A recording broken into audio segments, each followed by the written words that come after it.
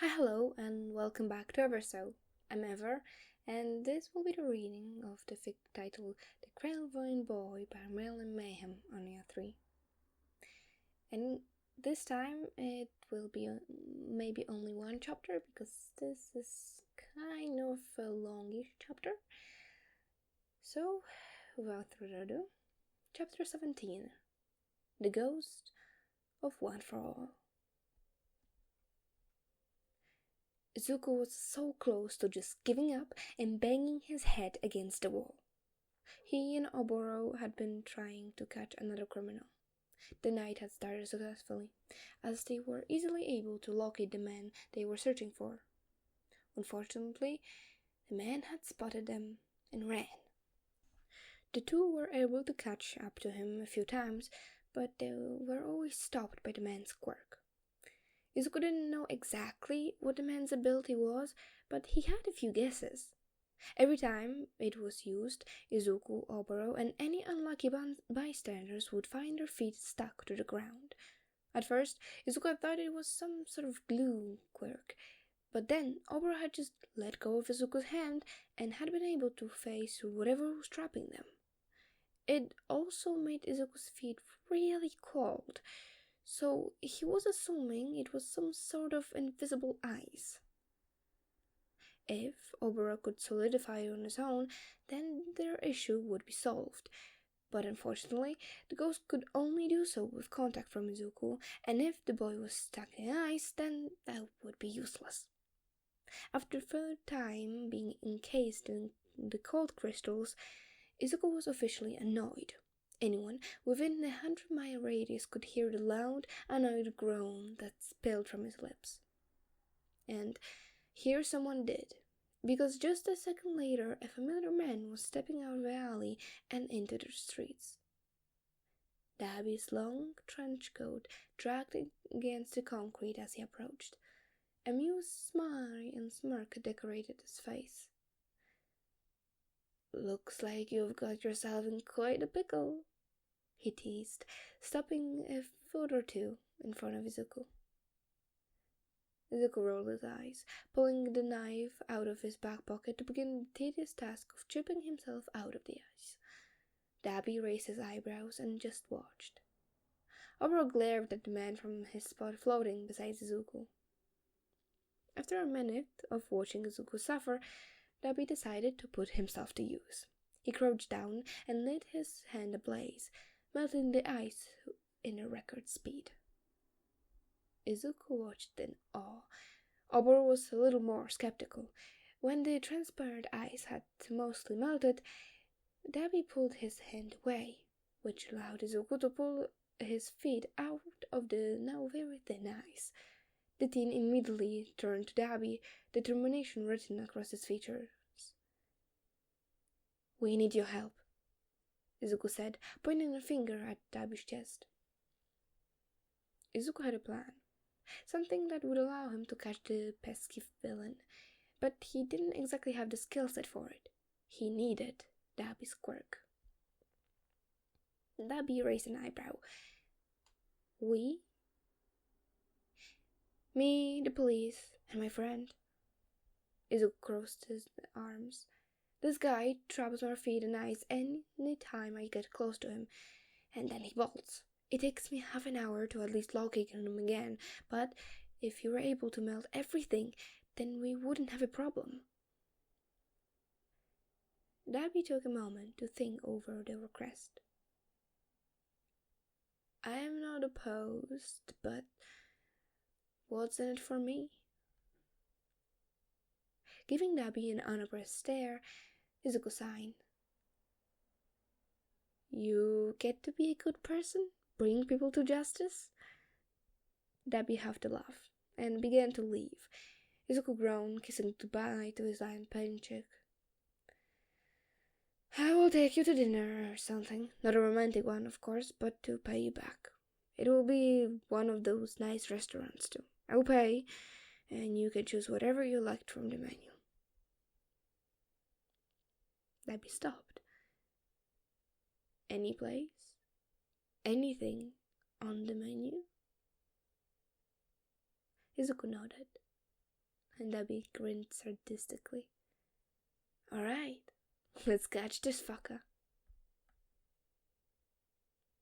It took 45 minutes for Izuku, Oboro, and Dabi to locate the criminal.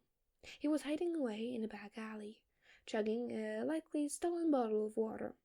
He didn't seem to be aware of the 6 eyes lurking in the shadows, but Izuku knew the minute they attempted to make a move, he would be.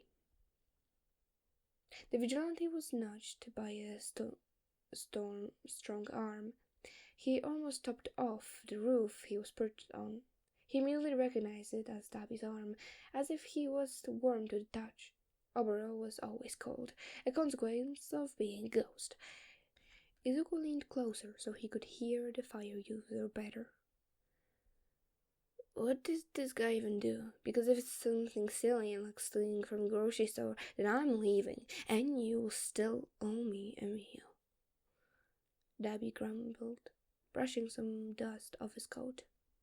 A huff of amusement escaped Izuku before he'd fully registered the question. No, nothing like that, he said, shaking his head.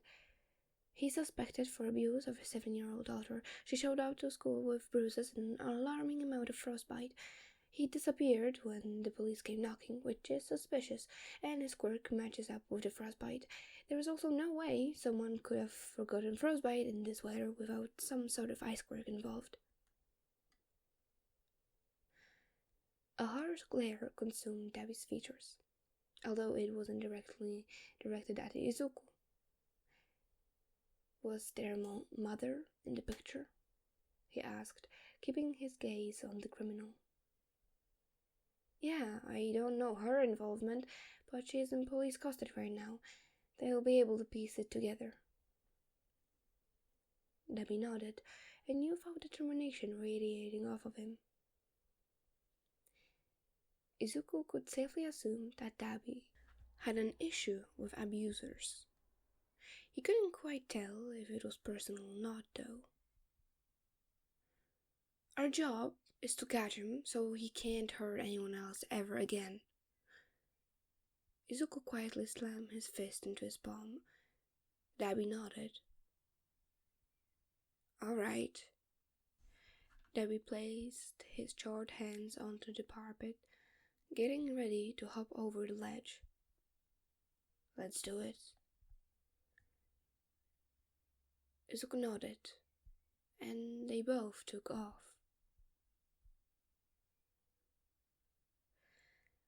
Cold soba. That was what Dabi wanted Izuku to buy him. It wasn't cheap, but it was worth it. They had been able to get the criminal into custody, and the soba was delicious. Sure, the cashier had been a bit skeptical when a teen dressed in all black and a man with severe burn scars had walked into the store. But Izuku's cheery attitude had quickly brushed away any concern. Izuku was just glad she had not freaked out when Oboro had appeared from out of the blue. The face that Dabi had made was worth any amount of money Izuku had to spend on the endeavor. Oboro loudly slapped his noodles, his knee pressed against Izuku's so he could actually eat. The ghost looked close to the tears of joy. This is so good, he said, mouth full. I should get you to start paying me 1 meal per criminal. Izuku rolled his eyes. We'll work on a contract later. For now, don't talk while you eat. Unbothered, Oboro shrugged before focusing back on his food. Dabi watched the two with an amused look on his face. The older man swallowed what was in his mouth, and then gestured to the two across the table with his chopsticks. So, how does this work? How do you make him appear? Is he even still there when I can't see him? Izuku shrugged, not wanting to give away too much. It's a part of my quirk, and yeah, he is still there when I let go. Only I can see him, though.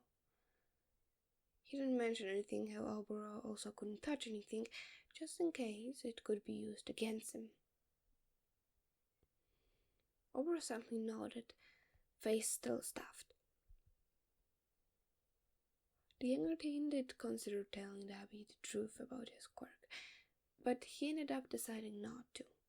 You don't know what a person truly stands for in the underground.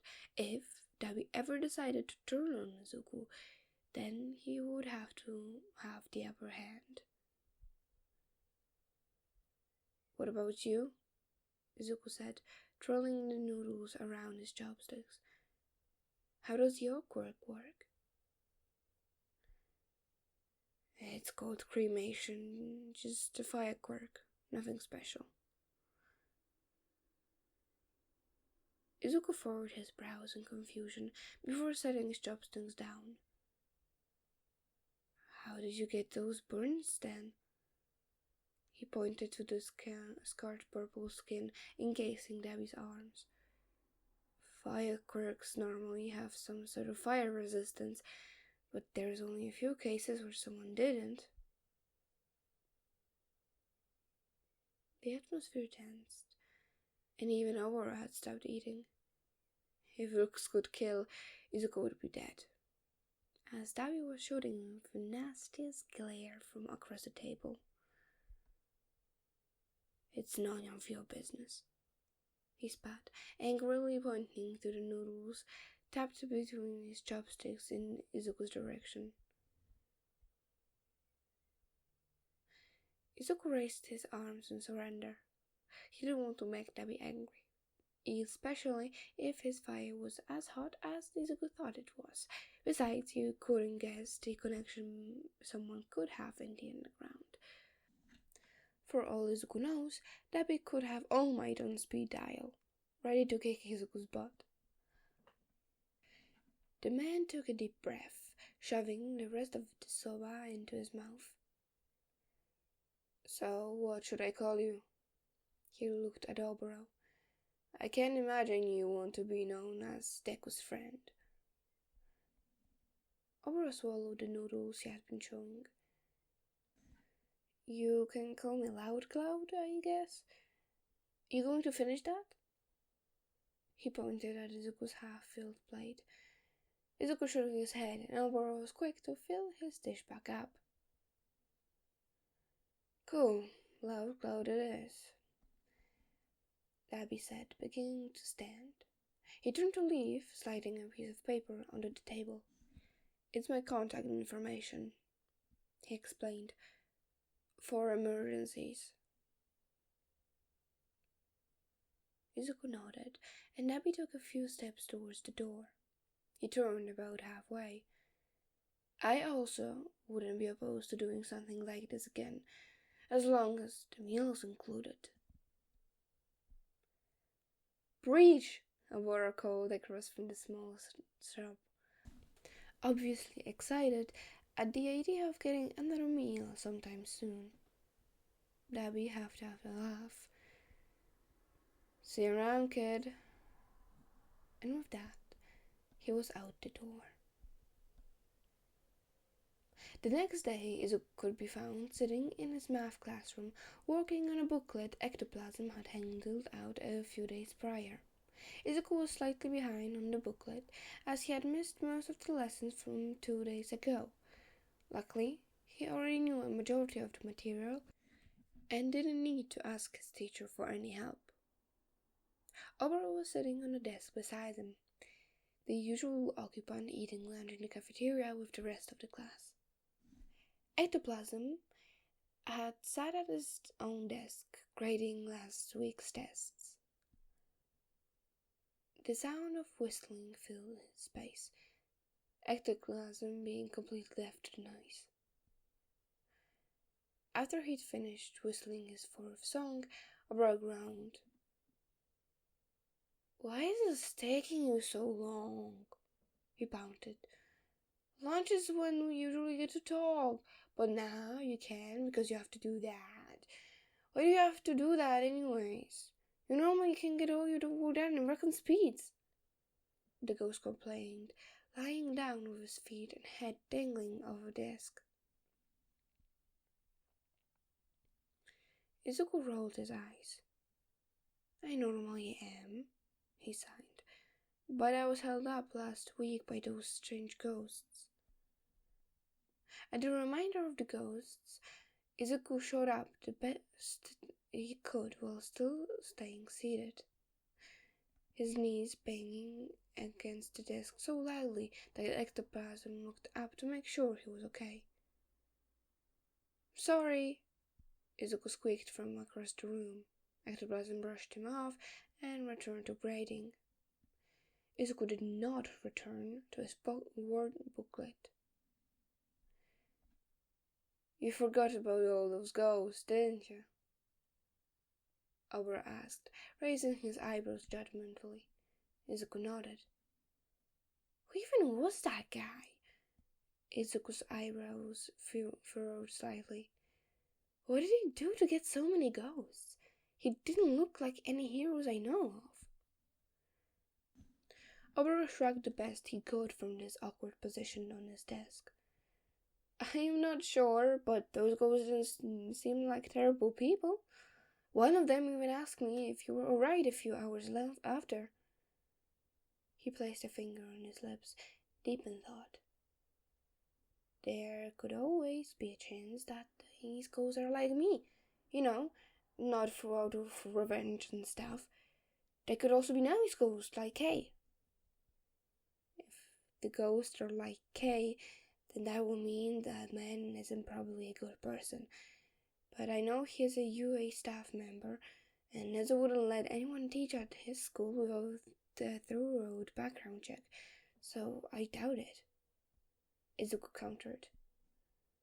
That doesn't rule out the possibility that they could be just like me, the ghost stated, sitting up properly.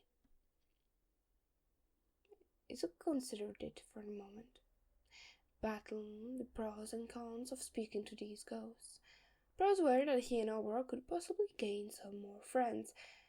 Cons were that these new ghosts could turn on Izuku and attack him. Okay, fine. We can talk to one of them. Izuku made sure to sing slowly and to relay the seriousness of the matter. The one who came to see if I was okay. Tell her to meet us. Oboro grinned and immediately turned to go to locate the other ghost haunting UA. He turned back around when he heard Izuku's pencil click against the table. Storage closet? He asked, raising an eyebrow. The ghost nodded. Storage closet. Nana was curious. 2 days ago, Toshinori had bumped into one of the Gen Ed students. Normally, that wouldn't be such a big deal, but the Gen Ed student had freaked out. Nana was almost certain that he could see her and the other vestiges. Banjo and Hikage were too. It lined up perfectly. The way the boy had kept making eye contact with the different vestiges, and the way the blue ghost had defended him like no ghost Nana had ever met before, were just too perfect for him to not be able to see them. The other vestiges were more skeptical, not wanting to get their hopes up in case of it just being a huge coincidence. But Nana was never one to believe in coincidences.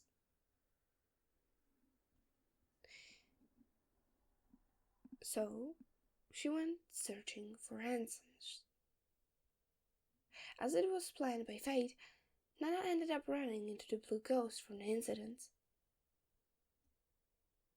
Oh, he had exclaimed upon spotting Nana. I didn't actually expect her to find it this quickly. Where'd you have that there? Nana blinked. He had been searching for her. Nevertheless, she answered the boy's question. I don't have one. What about you?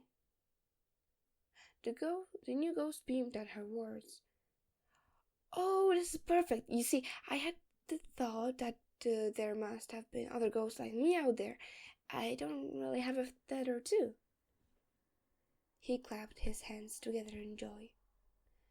Nana eyed the other ghost for any malicious intent. Upon finding none, she opened her lips to speak again. "Where was that student you were with a couple of days ago? Isn't he a thither?" The boy shook his head. "Nah, he's just a buddy of mine. He's in class right now, but he wanted to talk to you after his classes." Nana internally cheered. Her theory was right. She couldn't wait to rub it in Second's face. "All right," she said instead of spinning in circles of joy. "Should I get the others?" She jabbed her thumb in the direction of the other vestiges. The younger ghost rapidly shook his head, his hands coming up in a stopping gesture. "No, that would actually set us back. You see, he's a little bit scared of you guys. Having all of you at once would freak him out again. Don't tell him I said that, though." Nana nodded. "Don't worry, I get it. Where would you like to meet?" He smirked. "You know the storage closet on the 3rd floor?" Nana was pleasantly surprised when she arrived at the 3rd floor storage closet. The two teens were already there waiting for her. She could hear chatter from the other side of the door. Without warning, Nana stepped through the door. The teens' conversation came to a halt as she was expected by the shorter boy. His striking green eyes scanned her up and down, searching for any threats.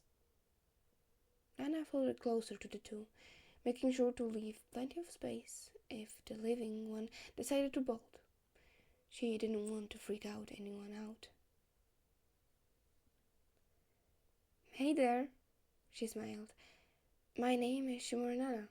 It's nice to properly meet you." The green boy nodded. "Midori Izuku." He jabbed his thumb at the other ghost. "Shirakumo Oboro." "Nice to meet you as well, and you can just call me Oboro." Shirakumo grinned, shooting Nana a thumbs up. "Sure thing," Nana agreed.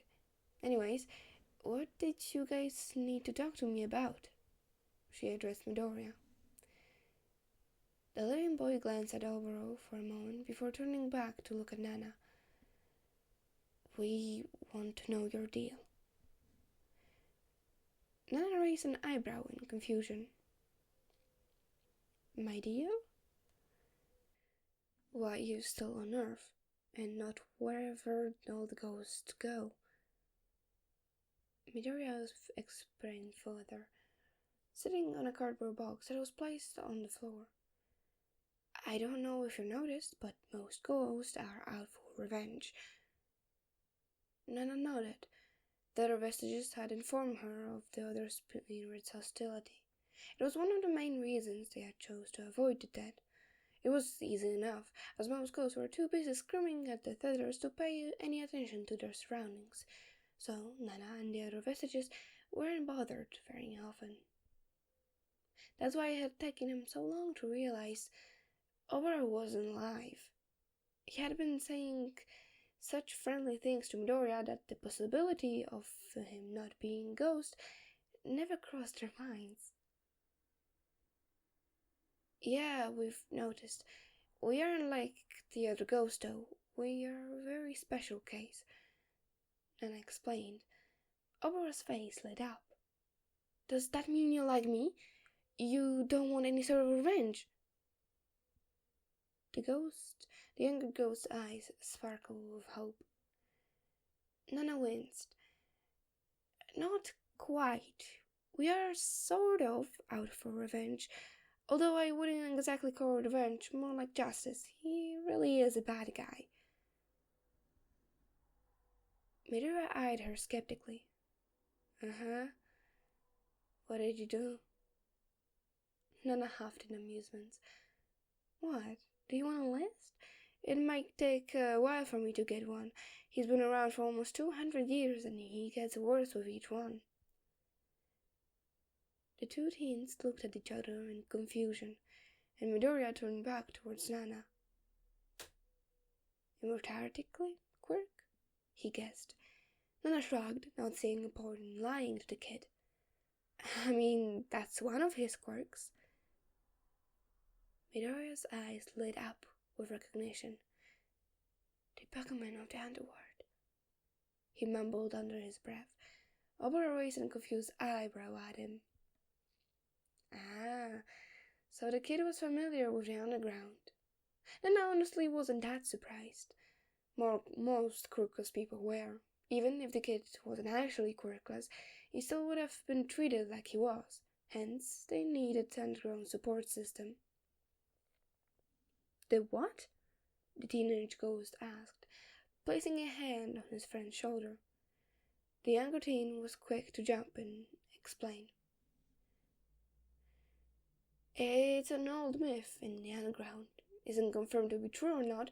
All that is known about him is that he's 100 years of old, and that he has the ability to take and give away quirks as he pleases. Midoriya crossed his arms. I never really personally believed it, but now I'm inclined to.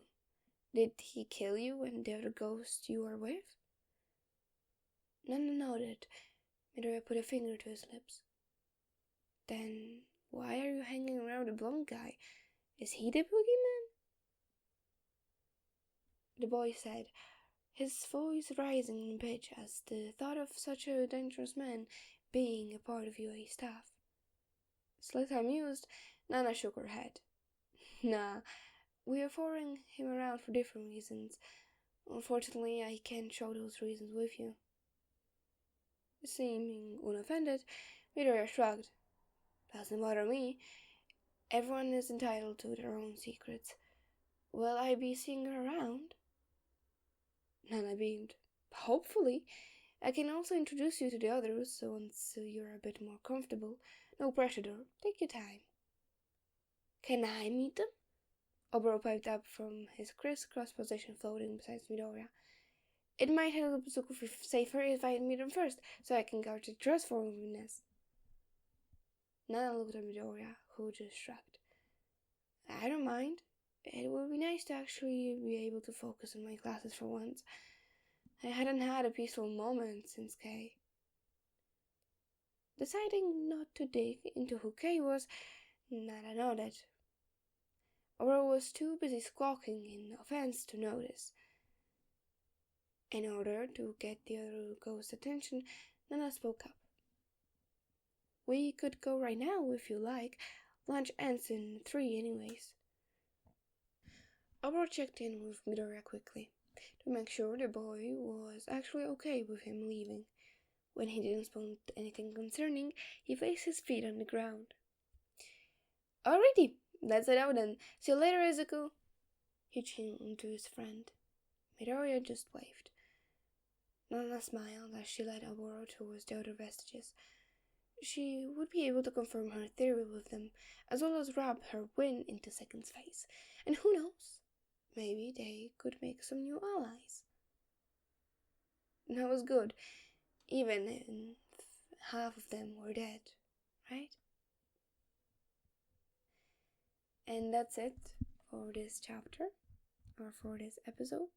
It's a bit of a shorter one, but I think if I had started reading next one, the episode would be about an hour, which I'm not saying is wrong. I love longer chapters, but I don't want to make my computer go through it again. And also, I have a hole in the wall instead of a window, so soon enough the cars are going to trickle in and there's going to be some noise, which I'm not going to be able to erase. So I hope that you enjoyed this episode, even if it's a bit of a shorter one. And yeah, have a great day or night, and bye bye.